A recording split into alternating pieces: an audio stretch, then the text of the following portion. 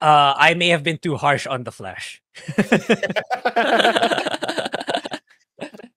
I may have been too, maybe it's because I don't like Ezra Miller so much, which sort of biased my perception of the movie.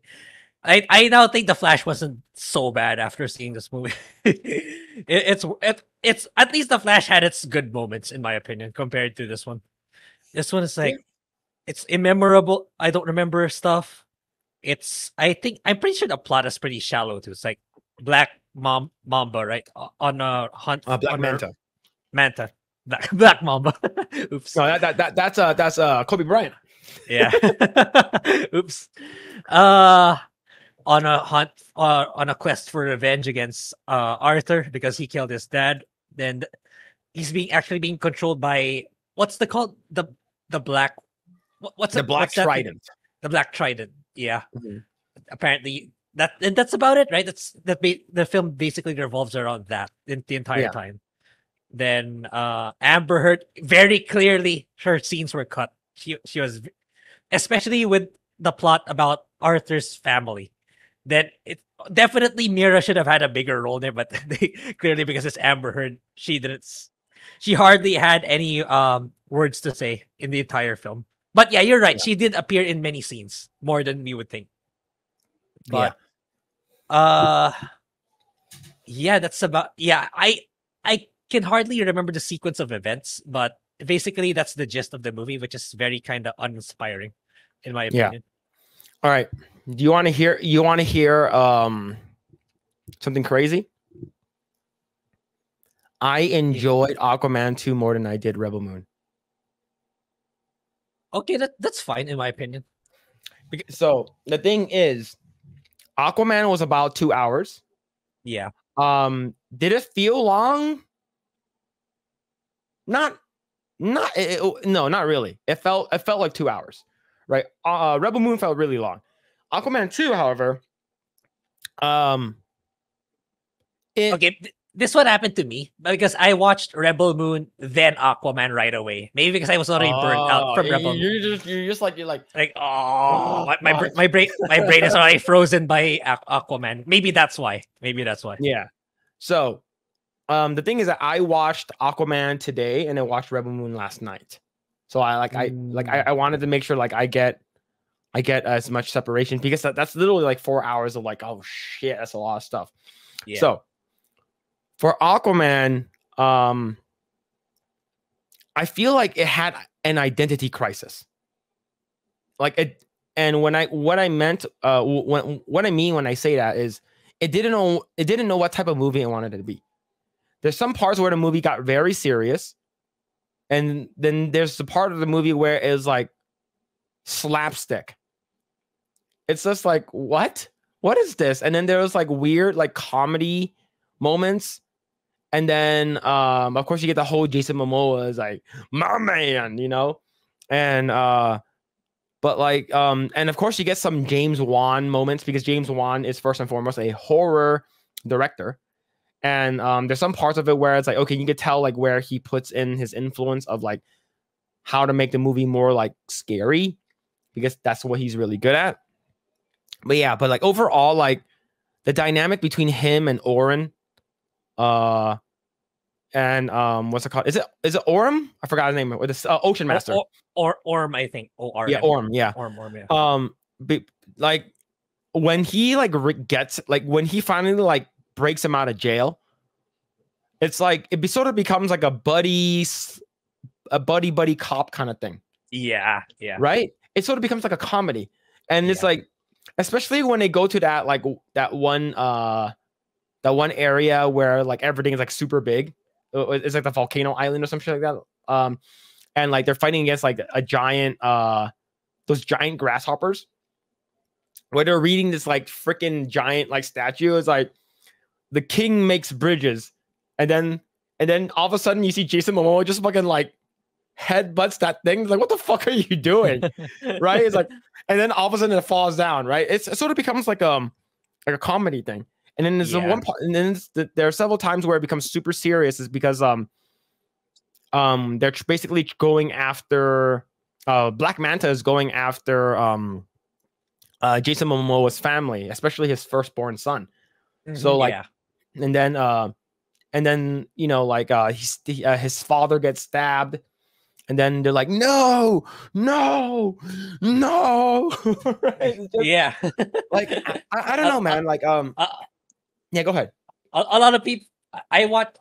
I watched Charlie react to that and Jeremy Johns react to that no part. It's way too exaggerated. Yeah, and yeah, but yeah, definitely Amber Heard, her talking scenes where you could tell they were cut. Yeah. Like it felt Yeah. like Jason Momoa was a single father. Yeah. Right? Because she Yeah. was Yeah. not present. Yeah. Like she's probably in the ocean most of the time. And I what's it called again? when And Black Aquaman Manta was about to stop, I legit thought they were gonna kill her off. yeah, I actually thought so too. Yeah, I thought they were gonna kill her off. Right. So yo, what's going on, Keely? Hope you're doing well. So here's the thing. You probably only get like 2 scenes of Amber Heard in the lighthouse taking care of the baby. Every other time it's Aquaman. Like Jason Momoa is the one who's taking care of the baby. Yeah. So you feel like it's like, where's Amber Heard? She's supposed to be here more, right? She's the mother. Yeah. Right. So and then you hear him talking to his dad. It's like, oh, I finally put him down. I'm changing the diapers. And then it's like, oh yeah. And then you know, that's how it feels like to take care of a child. I'm like, dude, where's Amber Heard? Where's Mira? Taking where the fuck is she? No, she's in the fucking ocean, fucking off, right? So, and then you get to the scene, back to sort of piggybacking on what you talked about, where Black Manta infiltrates and invades Atlantis, right? Because Black Manta is like, oh, I'm gonna kill everything that Aquaman holds near and dear to his heart, his kingdom, his family, everything. I'm gonna burn it to the ground. They break in, Mira is there, and then I guess like Mira is like goes like head on, try to fight Black Manta, and she fucking punches his ship, right? And then what's it called again? He does the fucking Black Manta laser beam. I'm like, oh shit, did she die? And then like she basically like her whole like upper chest and her neck got like burned. Like I'm like, okay, cool. She got fucked up. Okay, that's how they write her off, right? She can't talk anymore. She's no longer in the movie. And bitch, like 30 minutes later, she shows back. I'm like, no, what are you doing here? Get out of here, man. No, get the fuck out of here. Yeah, she's fully healed, right? She's fully healed. Like it's, I believe, what's it called? Like, Aquaman was being crushed by this like giant boulder, and Mira like lifted it off of him. I'm like, no. And then they go up to the land is because like Black Manta was able to get to the lighthouse to kidnap Arthur Curry Jr. Yeah. Right. And then he stabs his dad and lights the entire house on fire. And then you hear Amber Heard talking. I'm like, oh no, she has more dialogue. Oh shit. And then what's it called again? She's actually a part of like the final fight with like the bad guy. I'm like, oh shit, man. She's in a lot more. She's in like more than 11 scenes. She has way more like talking parts, but yeah, you can definitely do tell that her talking scenes were like cut by a lot. Yeah. Right. So all right. So let's go ahead and start from at the tip the butt. We're gonna talk to tip the butt. So from the top of the movie. So basically, Aquaman never really wanted to be king, right? Yeah. Right. He basically was like, man, I'm tired. I haven't had sleep for a long time. Now I'm a father. Now I have a job. I'm a king, and I have to go to this high council thing. And every time I try to make like a decision, I always get rejected by this high council. And he's basically trying to let the world know that Atlantis is a thing, right? Basically trying to like help the world and stuff like that. And granted, like this whole movie is basically propaganda. It's about like it's about climate change.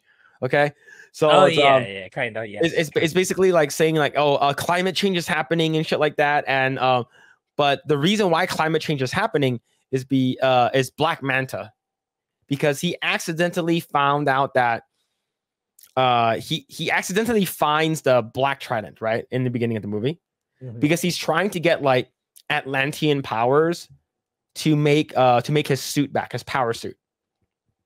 I believe he got his power suit capabilities from Orm from the first movie, right? Like they gave him like the ability. They gave him so. the powers, If like the Atlantean gear and shit like that. It was some time ago, but yeah. Yeah. So basically, Black Manta is still pissed off. He's trying to get revenge and stuff like that. But for some reason, like, how did he get like a bunch of people back? Like, how did he get a bunch of people to join his cause? Like, he had like an army. I'm not sure if it's the same reason as the scientist. Like, I know the scientist, he's like, because the scientist wanted to see Atlantis so badly, but he kept getting rejected, or no one was listening to him. So Black Manta was like, "Oh, I can show you Atlantis. Just follow me. I just need your help." Then that's how he enticed the scientist to join him. I'm not sure if it's the same, something similar to his other soldiers, to his other people. Maybe something like that. Maybe riches. I imagine. I think that's how he managed to recruit so many of them. Yeah. So he grabs the what's it called again? The black trident, and I guess that black trident is like cursed, and like it gives him like crazy powers where he's like as strong as an Atlantean. Like he actually go like toe to toe with like Arthur and stuff like that. And then what's it called again? They need help, right? They're like, oh, we don't know where Black Manta is. He invaded our kingdom. Who used to work with him that we can talk to? And then it's like, oh, your brother worked with him before. And they're like, oh, but he's in jail. He's in like this like this desert. And then like, okay, let's go rescue him. So they go rescue him and stuff like that. With this like octopus, he has this like octopus tentacle hentai thing as a partner. They go rescue him, and he's like super skinny. Like he freaking calls him Castaway. He calls him Castaway because he looks like Tom Hanks from Castaway. Yeah, like, come on, Castaway, let's go. Right, and he keeps calling him brother. He's like, don't call me brother. And then they leave, and they finally get to the ocean side, and then they're being like trailed by the basically the bad guys. And once Orm hits the water, like he immediately like gets super buff. And I'm like, damn, man, he's actually like pretty big. Like I didn't know how big he was. And then he was able to get away and they go back to the kingdom, and they're like, all right, we need to find a way to stop what's happening and stuff like that. And he basically, they have like a brother moment where it's like, oh, you don't want to be king? It's like, no, fuck that. I don't want to be king. Shit, man, there's so much responsibilities. And then he's like, and you can tell like they're trying to like make I think they're trying to show like they're trying to make amends.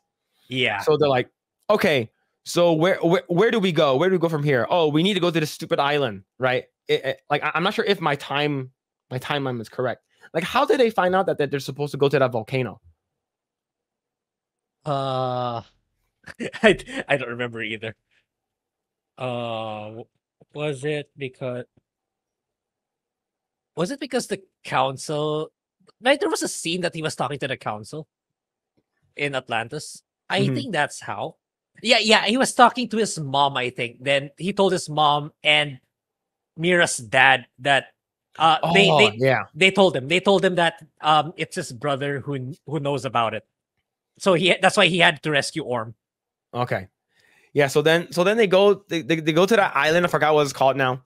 They go to that island, it's like a volcano, and everything there is like super big. It's like the land of giant animals or some shit like that. Grasshoppers are like 20 times the size. And then they're like, yo, man, have you ever had a burger? It's like random. Yo, hey, it's like, what is that? It's like, you never had some za and some like Guinness? You never had some pizza or anything like that? He's like, what? No. And he basically talks about like how like your hatred for like people on land, like it's basically prohibiting you from enjoying the finer things in life, like food, like pizza and stuff like that, and burgers and stuff like that. And then he's like this, and it's like a giant ass cockroach. He's like, I'm not sure yeah, if I that was remember supposed that. to be a joke, Yeah. right? I'm not sure if that was supposed to be a joke. And he gives him the cockroach. He's like, do I just eat it? He's like, yeah, just eat it. And then Orm just like eats it, and he's like, it's pretty good. He fucking eats it. And they're like, okay, cool. And then they infiltrate the bad guys like volcano area, and then you see them working together. And basically you find out that Randall Park, which is the scientist, he doesn't want to, like, like you said, all he did was he just wants to visit Atlantis. Because he knows it's real, he wants to visit Atlantis, but Black Manta is not letting him go, is because Black Manta needs him, because he made that what's it called again, sonar gun to stop the Atlanteans, right? Yeah. So basically, that's the reason why Randall Park's important. Next scene is that what's it called again? Mira recovers from getting her ass blasted. They kidnap the baby, and then the dad gets the dad gets stabbed, and then they're like, all right, we need to go to the Lost Kingdom, right? So they go, I believe right before they rescued what's it called again? They go to the lighthouse. I believe Orm touches the trident for the first time, and then that's where he gets the vision on where the Lost Kingdom is located. And I guess there's supposed to be like 7 seas and 7 kingdoms. And then I believe I think Atlan, I forgot whoever the original king was, basically hid that information. And because that kingdom was like evil, and that the person who's in charge of that kingdom is his brother, is Adelan's brother or some shit like that, which is very fucking convoluted. It's very stupid. Yeah. And I'm like, okay, and it jumps a lot. Like, it goes from here, okay, now I need to go here, now I need to go here. So after Black Manta kidnaps the what's it called again, the Junior. Yeah, Arthur they find out why. It's like, okay, the only reason why is that they need royal blood in order for them to resurrect the old king. And who has royal blood? And then Nicole Kidman, Orm, and Jason Momoa. And then Amber Heard is like, no, that's not the only one. Yeah. Right. So yeah. so that's why he kidnapped what's it called again, Junior. So they find out where the kingdom is. They go over there. They all fly over there, and Mira's there for some reason. And they basically have a crazy big battle at the end, and that's about it. Like, the bad guy loses, and that's it. Go ahead. They tried to make it a little more interesting towards the end when Orm got his hands on the trident, on the black trident. Yeah, the bad guy tried to tempt him to turn on Arthur again, but it didn't work. Yeah. So yeah, but that's all. That's the only kind of interesting part. But it just goes down the usual. Villain loses, and Black Manta loses his powers when he was about to fall off the earthquake, right? From the quake. Yeah, there's like a fissure and stuff like that. Yeah. And in the first movie, he was like, "You gotta save my dad. You gotta save my dad." And he was like, "The sea will decide, right? Like, the ocean will decide, or whatever, right?" And then this time he's like, "Okay, I gotta be better." So he reaches his hand out to try to save Black Manta, and Black Manta says, "Never." He fucking just falls into the cracks, and he probably doesn't die. But yeah, you're right. I completely forgot about that. When Orm picked up the Black Trident, like, the king was like, "Ooh, we actually have an Atlantean now, not a human. So this will be a lot better. If you resurrect me, you will be king of Atlantis. Like, you'll get everything you want, right? You hate your brother, like basically drench his blood onto this pedestal and revive me."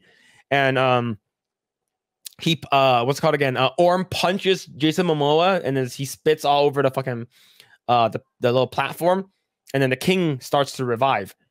And then Jason Momoa says something in Hawaiian or something like that, or Samoan, and throws a spear and destroys a spear. And then basically that's how the kingdom dies, and the king dies, and basically they all leave. And now Orm is like a good guy, basically. At the end, basically at the end of the movie, is like the Nicole Kidman was like, "I love you, son. You guys are my son." And then it's like, "You're my brother." And then what's it called again? Dolph Lundgren was like, "All right, cool. I remember you tried to kill me, you tried to kill my daughter, but we're good now." And then Meryl was like, "Yeah, we're good." And then he's like, "All right, I'm gonna jump off into the ocean now." And then fast forward later, Aquaman basically is like, "Okay, I'm gonna reveal Atlantis to everyone." So he surfaces this giant ship, and he's talking to like the United Nations and stuff like that, and everyone's like, "Oh my god, Atlantis is real! Oh my goodness! Oh yeah." The plot of the movie is, "Give me back my son." He actually does say something like that. No, but he says, he does. "Get away from my son." That's all he says. Yeah. "Get away from my son." Yeah. So he actually does say something like that in the movie. So at the end, he's like, "All right, we're here, and we're basically trying to unite the sea and the earth and the land and stuff like that." And then you see Orm, he's like eating a burger because it's his first time eating a burger, and stuff like that. And then Aquaman is like, "All right, we're gonna try to make sure that we're all good, because I'm Aquaman, bitch." And he just the movie ends. Yeah, that's how it ends. Right, the movie ends. The post credit is Orm still eating his burger, and then you see the cockroach crawls across the table. He grabs a cockroach, puts in his burger, and he eats it, and he smiles. That's the movie. Yep. Yeah, so I found that movie more entertaining than Rebel Moon because there was actually like funny moments.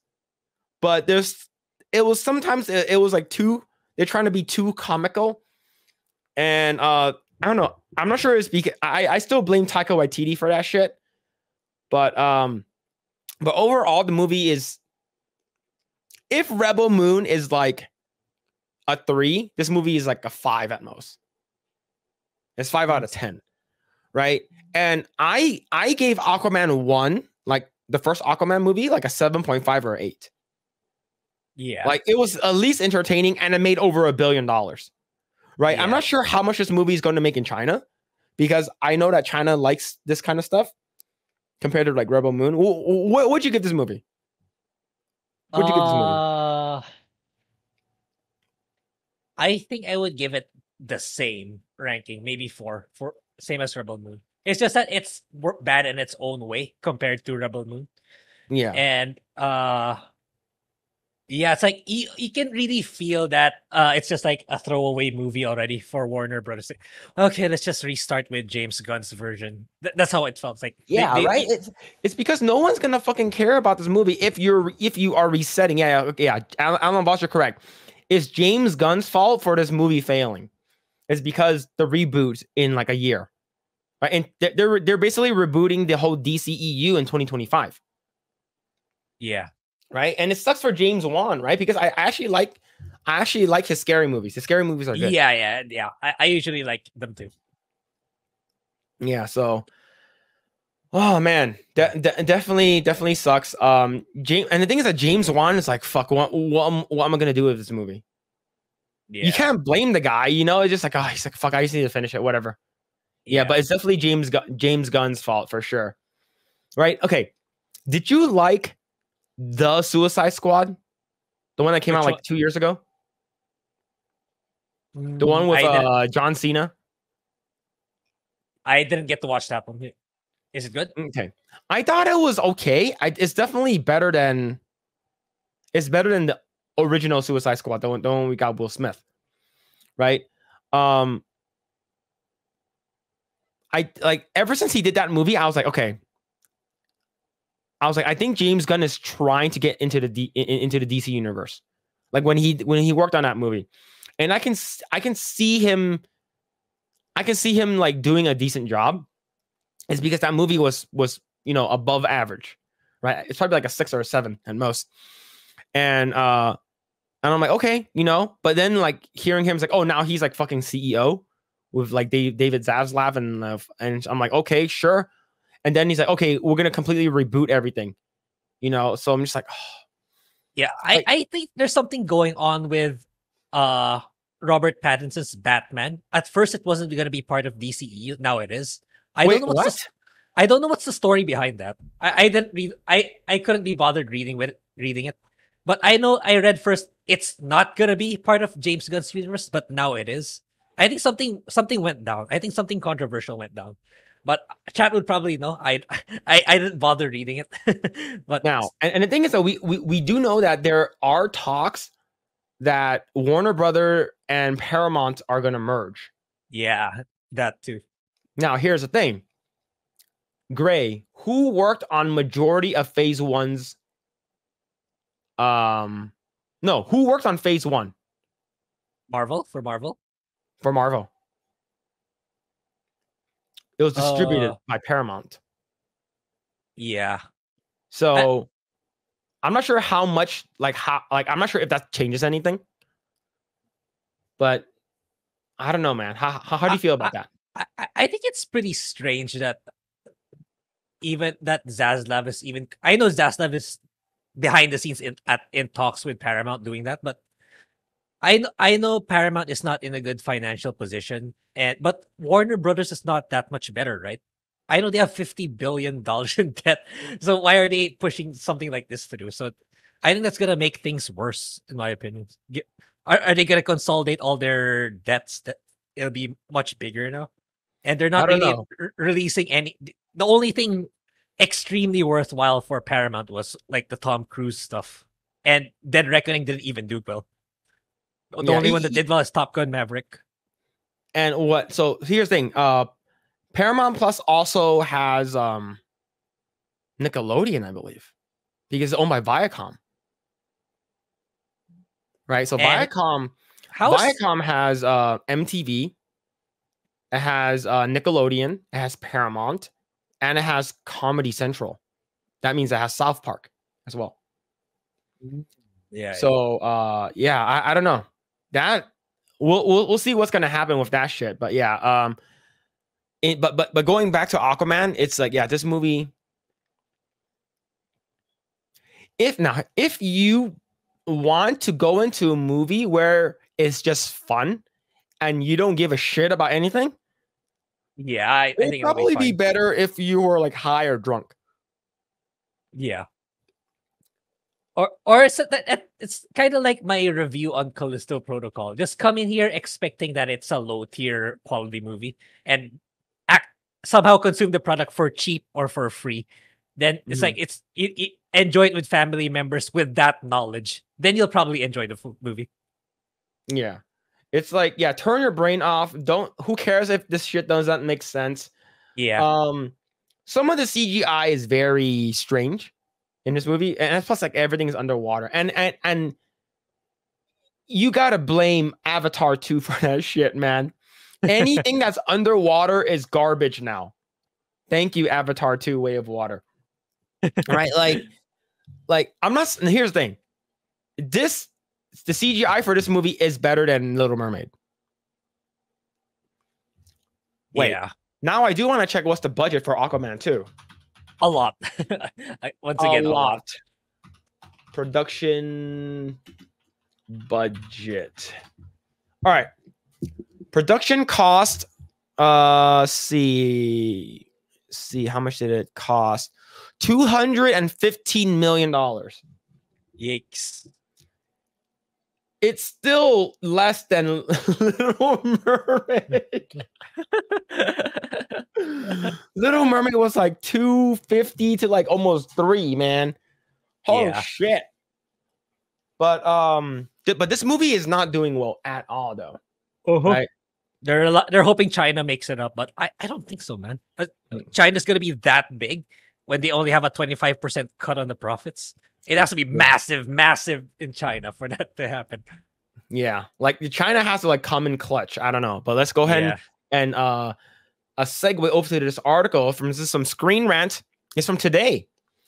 Aquaman 2 box office to perform with one of the worst opening weekends for DC franchise. The box office opening weekend for Aquaman 2 and The Lost Kingdom is projected to be one of the worst DC superhero movie franchise. Now, how much did it make? Wasn't that the title for The Flash? So fast, Aquaman 2 already took that title off of it. Yeah. Let's see. Aquaman and the Lost Kingdom is going to have one of the worst opening weekends of the entire DCEU. The movie, which follows the titular hero Jason Momoa teaming up with his hateful half-brother Orm, Patrick Wilson, to defeat the villain in Black Manta. Yeah, I'm not going to pronounce that. Is the 15th and 15th movie? Holy shit, that's a lot of DCEU movies. Yeah, there were a lot if you think about it. Yeah.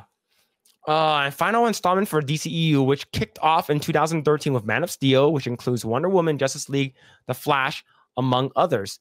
After years of diminishing critical and commercial returns, the franchise will be giving a soft reboot as DCU with the upcoming 2025 movie Superman Legacy. Per Deadline, the Aquaman and the Lost Kingdom box office is projected to earn a 3-day total of $30 million in its opening weekend. While this could fluctuate slightly as Sunday grosses are tabulated, this will likely either place the movie slightly above or slightly below the $30.1 million opening of Shazam 2. Considering the fact that the Shazam sequel has the fourth lowest grossing opening of the DCEU at the time of writing, this is more or less guarantees that Aquaman 2 will open to the bottom 5 for the franchise. Yeah. Now, is this movie better than Shazam? Yeah, I honestly forgot about Shazam. I still think Shazam is worse because Shazam is really stupid, man. Like there's a scene there that they fed unicorns with Skittles, literal Skittles, man. Product placement. So that scene alone, really drops the ball for that movie. My immersion. What? Yeah, yeah. Oh shit, man. Let's see. The Aquaman 2 release seems consistent with the diminishing returns of DCEU has been seeing overall. While there is a small chance it could experience a late boost and outgross Birds of Prey opening of 33. Birds of Prey? What the fuck? Birds of Prey was pre-COVID, right? I was still working at the studio. Yeah, that was quite some time ago. Yeah, 2020. Yeah, this is probably like February, right before COVID happened. Yeah. Okay, let's see. It will be still one of the 6 worst openings in the franchise. A list entirely composed of titles released between 2020 and 2023. Please check out the current bottom 5 DCEU openings below. Birds of Prey with 33, Shazam 2, 30.1. Damn. Well, Suicide Squad, most of it was on streaming. So that's a little, I heard it a lot that in that way. Yeah. 26.2. Goddamn. Blue Beetle 25 and Wonder Woman 16.6. Well, here's the thing though. Wonder Woman was completely like streaming. Yeah. And it was just really, really bad. Oh, God. Okay. We got to do like a top, like our best to worst. We got to do like a tier list. A best to worst DC movie. Oh, we got to watch them back to back. No. I would say the one that you didn't watch, like I would just put it like as like that's not applicable. But like we should do a tier list. Yeah, I don't know. Maybe we can do it tonight. I don't know. You need to consolidate a spreadsheet. Then because I don't remember all of them. I don't remember all of them. Let me see. I'm gonna go tierlist.com, tier list maker, and let's do DCEU. Let's see if they have one for DCEU. Okay. Okay, they do. Oh my, holy shit, that's a lot of movie. Hold on, let me see. Ranking DCEU will be updated. All right. See, 1, 2, 3, 4, 5, 6, 7, 8, 9, 10, 11, 12, 13, 14, 15. So what's not here? I'm looking at the list right now. What's not here? Okay, the Flash is not here. And Aquaman 2 is not here. So everything else is here. Okay, so we can do this we can rank it just based off of this right over here sure. After this article. All right. Okay. So, but damn, man, what? Yeah, I forgot. Wonder Woman 2 was fucking awful, man. Holy shit, that was fucking those. I would say it's the worst one. Like, because I would say it's one of the worst ones is because the Wish plot, the Wish sort of like story and like I'm gonna make a wish that kind of bullshit was really bad. And the thing is that like I had high hopes for this because of Wonder Woman. The first one. Yeah. It was good. I like that one. Let's see. However, this low opening weekend gross doesn't mean that Aquaman 2 and the Lost Kingdom is doomed to be a financial failure. Over the 4-day Christmas weekend. Oh yeah, Monday's Christmas. That's why. Yeah, and it has the pre-opening day, I believe. Let's see. Its domestic gross should already rise to 43 million, and the movie's international opening still needs to be calculated, which could give it a significant boost. There's also a unique precedent set by the original 2018 Aquaman, which opened to 67.8 on Christmas weekend, only the 6th best debut in the franchise, but went to become the #1 movie of the DCEU, earning 1.14 billion. God damn. That's insane. That's such a huge gap for this sequel. Yeah, that's a lot. That is a lot. But yeah, man. Holiday releases like Aquaman 2 and the Lost Kingdom tend to have a solid week-on-week grosses through the end of the year, which could possibly help the sequel leg out to a similarly robust gross. While it opened to less than half of the gross of the original movie, if it follows its growth proportionally, Lost Kingdom could earn over $500 million. Oh, shit. Okay. By the time it leaves theaters, and this could make it the 7th highest grossing movie in the franchise and likely put it in the black. And the break-even point is expected to be about $400 million. Yeah, man. Overall, this movie is laughable. It is pretty much forgettable most of the time. But, man, I would say this is more entertaining than Wonder Woman 2. Like, yeah. In all honesty, I enjoyed this one a little bit more. Yeah, for sure. Yep. Oh man. Well, anything else you want to talk about it, man? Nah. Anything else you want to talk about? Aquaman? Yeah, maybe I shouldn't have watched it back to back. I should have given myself some breathing room so I could say more about the second one I watched. Yeah, I think you nailed everything already. Nothing much more to be said. Thanks for checking out this segment of the Project Eggroll podcast. If you like what we do here, please like, share, subscribe, hit the notification bell, and you will know next time when we go live. We do go live every Saturday at 8 p.m. Once again, we are just getting started. Tons of more video to come. Thanks, and we'll see you guys next time.